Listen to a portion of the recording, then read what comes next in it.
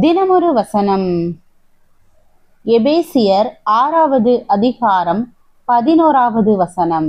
நீங்கள் பிசாசின் தந்திரங்களோடு எதிர்த்து நிற்க திராணியுள்ளவர்கள் ஆகும்படி தேவனுடைய சர்வாயுத வர்க்கத்தையும் தரித்து கொள்ளுங்கள். விளக்கம். சிலர் இயேசுவால் அமைதியாய் இருப்பதை விட பிசாசினால் அலசரிக்கப்படுவதே அதிகமாய் இருக்கிறது. ஏனென்றால் அங்கே பிசாசிற்கு தான் வாசல் திறந்திருக்கிறது, தேவனுக்கு இன்னும் வாசல் திறக்கப்படவில்லை. சிலர் பிசாசின் நடமாட்டங்களையே அதிகமாக உணர்கின்றனர், பிசாசின் செயல்பாடுகளுக்கான சான்றுகளையே அதிகமாக காண்கின்றனர். பிசாசுகளை குறித்த நினைவுகள் தான் இருதயத்தில் அதிக இடத்தை நிரப்புகிறது.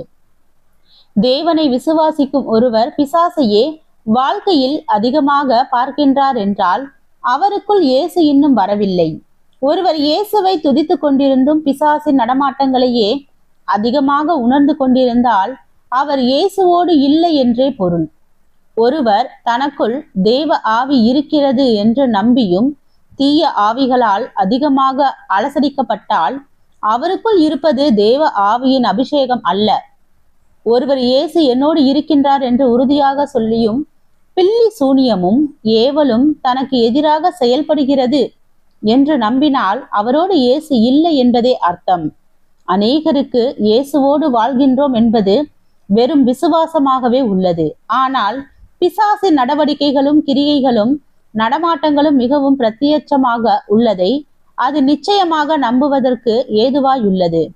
இதற்கு முக்கியமான காரணம் இயேசுவோடு வாழ்வதாக அவர்கள் விசுவாசித்த போதிலும் இயேசுவின் பிரசன்னத்தில் வாழவில்லை.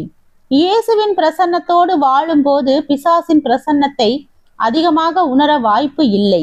இயேசுவின் பிரசன்னத்தில் இயேசுவோடு இருக்கின்ற உணர்வும் இயேசுவினால் வருகின்ற அமைதியும் அவரால் ஏற்படுகின்ற நற்சிந்தைகளும் இருதயத்தை நிரப்பும். அங்கே பிசாசின் நடமாட்டங்களை அல்ல, இயேசுவால் நடத்தப்படுதலையே அதிகமாக உணர்வோம். அநேகர் இயேசுவின் பிரசன்னம் என்பதை ஒரு உணர்ச்சி வசப்பட்ட மனநிலையின் விளைவான பரவசத்தின் வடிவத்திலேயே எதிர்பார்ப்பதால் அவர்கள் தீய ஆவிகளால் வஞ்சிக்கப்படுவதும் உண்டு.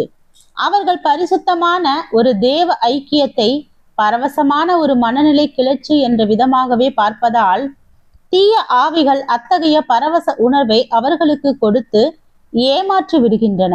ஆனால் அவர்களின் செயல்களிலோ குணங்களிலோ அதனால் பரிசுத்தம் விளைவாக வராது. தேவ பிரசன்னத்தை தேடுகின்றோம் என்ற பெயரில் பரவசத்தையே தேடி பிசாசுகளினால் வஞ்சிக்கப்படாதிருக்க அதிக ஜாக்கிரதை வேண்டும். ஜெபம். தேவனுக்கு ஸ்தோத்திரம். தேவனே, நாங்கள் எங்களுடைய வாழ்க்கையில் பிசாசின் கிரியைகளுக்கு முக்கியத்துவம் தராமல் தேவ கிரியைக்கு முக்கியத்துவம் கொடுத்து தேவ சித்தத்தின்படி வாழ கிருபை பாராட்டும். ஆமென்.